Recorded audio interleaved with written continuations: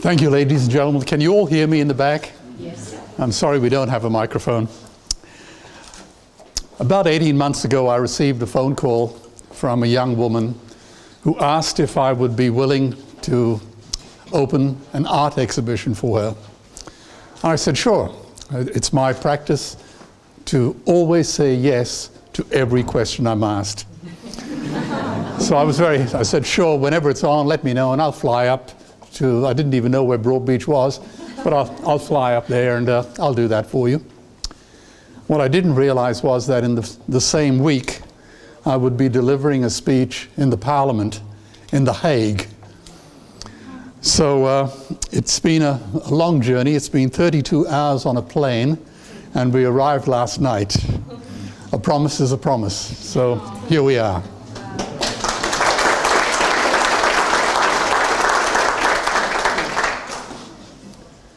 King Lear, late at night on the cliffs, asks the blind Earl of Gloucester, "How do you see the world?" And the blind man Gloucester replies, "I see it feelingly." And shouldn't we all? Brendan Kelly, in his great book called The Book of Judas, said, "If you want to serve your age, betray it." But what does that mean, to betray your age? It means expose its lies, humiliate its conceits, debunk its arrogance, demolish its certainties, expose its secrets, and condemn them to face harsher truths. Great art changes you. Look around you. It rearranges the furniture of your mind. It cuts, it cures, and sometimes terrifies. But it is truth laid bare by brushstrokes. What Joe does has a quality to it. These are subversive acts accomplished by poets, artists, and writers, people like Joe. Particularly today in this environment where we are now entering the new dark ages. Hitler in 1941 sent one of his officials to Paris to enlist Pablo Picasso in the Nazi cause. And in Picasso's apartment, he saw the painting Guernica. I don't know if anyone here has ever seen it, depicting the hideous bombing and torture of the Basque village by the Germans. The German official, trying to flatter the artist, said, "This is wonderful. Did you do it?" And Picasso replied, "No, you did." Look around you. Joe didn't do these pictures. We did. Human beings. We did it.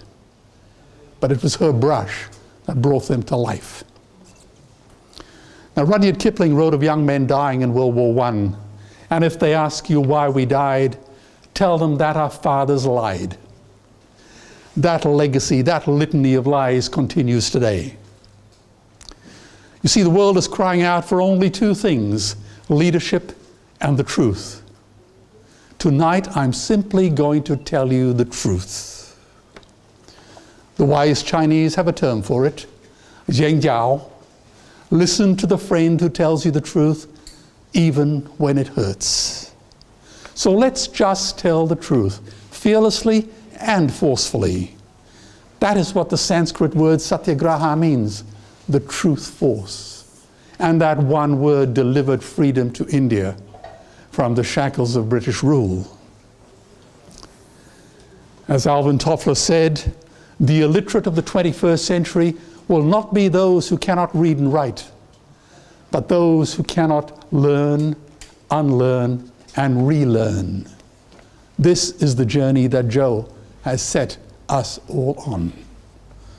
Now, I have long admired Count Moltke, the famous Prussian general, a soldier who preferred to think rather than to speak, a man silent in 7 languages.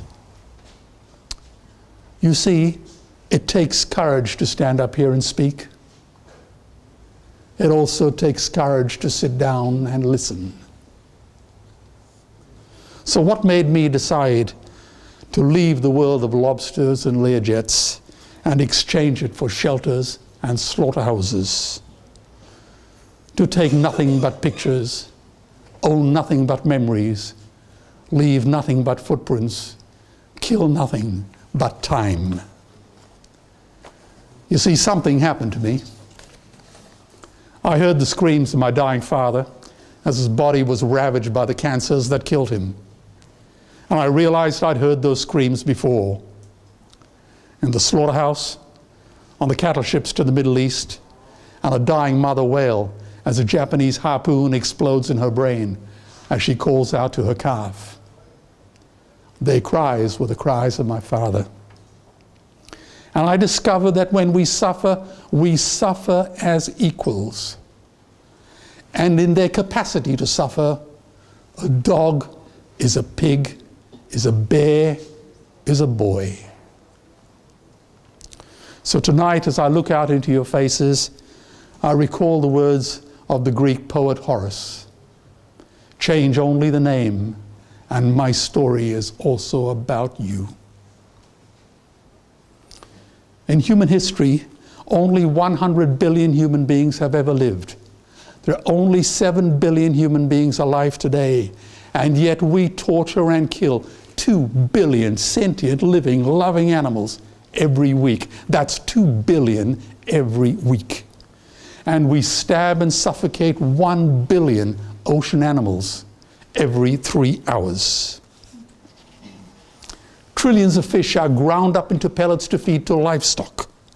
Vegetarian cows are now the world's largest ocean predators. The oceans are dying in our time. By 2048, all our fisheries will be dead. The lungs and the arteries of the earth. Oceans sequester more CO2 than all the forests of the world put together. On this basis, no child under the age of 5 will ever reach retirement age. It is a mathematical impossibility if that does not chill your blood. 10,000 entire species are wiped out every year because of the actions of one species. And we are killing species before we have even met them. And we now face the 6th mass extinction in cosmological history. If any other organism did this, a biologist would call it a bloody virus. It is a crime of unimaginable proportions. Now, I should tell you that on this planet there are 2 peak predators: human beings on land and orcas in the oceans. In the 20th century, human beings have killed 200 million members of their own species. Orcas killed none. And don't expect any protection from your elected governments. In the 20th century, 100 million human beings have been killed by their own governments. So what does that tell you about us? Edmund Burke, the great statesman and philosopher, wrote, "For evil to prevail, all it takes is for good people to do nothing." Well, let me tell you, doing nothing is no longer an option. I've traveled a long way, 32 hours, and I'm kind of jet lagged, but I've come here with very simple messages. Please, please, take what I say seriously. Victor Hugo said that there is nothing more powerful than an idea whose time has come. Well, let me tell you now that this is a new idea. Animal rights is now the greatest social justice issue since the abolition of slavery. And it is not just about animal rights. It is also about human wrongs. It is a revolutionary event more powerful than the Industrial Revolution, the Hubble telescope, or anything ever conceived by Galileo, Copernicus, Einstein, Darwin, or Freud. Because it protects the most precious of all things, life. People like us in this room are on the right side of history. Now, happily, the world is changing. 10 years ago, Twitter was a bird sound. www was a stuck keyboard. Cloud was in the sky. Skype was a typo. 3G was a parking space. Google was a baby's burp. And Al-Qaeda was my plumber. Now, the most beautiful word ever written in any country at any time in human history came from India, from the Upanishads 3,000 years ago. Ahimsa, non-violence to any living being. It means non-violence in what we say, what we do, and what we think. It is elegant, empowering, and enduring. Not because it describes our nationality, our politics, our religions, our diet, or our lifestyle, but because it describes our character. Our character. It says we oppose violence in everything we do. Now, the great anthropologist Margaret Mead said that never doubt that a small group of individuals can change the world. Indeed, that is the only thing that ever has. Well, there are only 13 million Jews in the world, and yet they play such a vibrant, exciting, wonderful role in international affairs. Look at the number of Nobel Prizes that they win. Trix and I were at the Olympic Games a few years ago, and we were thrilled when Australia won more medals than every country in the world, except for Russia and the United States. And we had a population of only 20 million people. Tibet's population is only 3 million. But who hasn't heard of the plight of the Tibetan? But there are over 600 million vegetarians in the world, and that is bigger than the United States, England, France, Germany, Italy, Spain, Canada, Holland, New Zealand, all put together. If they were one nation, they would be bigger than the 27 nations of the European Union. And despite this massive demographic footprint, they are still drowned out by the raucous hunt and shoot and kill and cretins who believe that violence is the answer when it should not even be a bloody question. But we live in a world of media sound bites.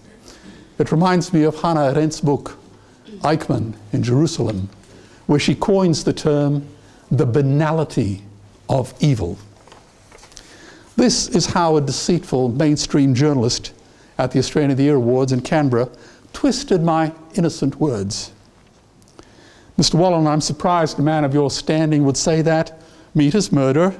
A little old lady with a budgerigar is offending God. Livestock production is unethical. There will be no peace until we stop killing animals. Industry is unattractive, and animals are like human children. Can't you see how offensive that is to our rural audience? Well, this was my diplomatic counterpunch. Well, you've certainly bludgeoned the English language to death, but if you're going to quote me, you might want to try doing it honestly. I did say, a robin redbreast in a cage puts all heaven in a rage. But that came from William Blake in Auguries of Innocence. And by the way, it was the Prophet Muhammad, peace be upon him, who said, a sparrow does not fall from the sky without Allah knowing.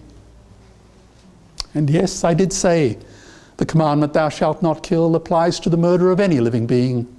It was inscribed on the human breast long before it was ever proclaimed from Mount Sinai. But actually, that was Leo Tolstoy, not me. And I did say, the roots of cruelty are not strong, just widespread.